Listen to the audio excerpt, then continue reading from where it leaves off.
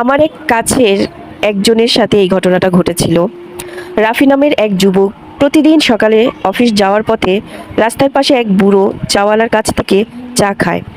একদিন হঠাৎ করে তার অফিসে প্রমোশন হয়। খুব ব্যস্ত হয়ে পড়ে, চা খাওয়া বন্ধ করে দেয়। 1 মাস পর রাফি আবার সেই পথ দিয়ে যায়। বুড়ো চাওয়ালা তাকে দেখে বলে, বাবা, অনেক দিন পরে দেখা, ভাবছিলাম কি হয়েছিল তোমার। রাফি অবাক হয়ে জিজ্ঞেস করে, তুমি কিভাবে আমাকে মনে রাখলে? বুড়ো হেসে বলে, তুমি আমার প্রতিদিনের জীবনের একটা অংশ ছিলে।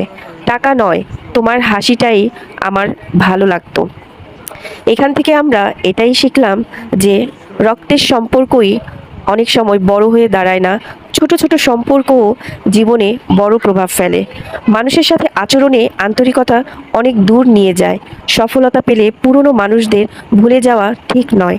টাকা নয়, মানসিকতা মানুষের মন জয় করে।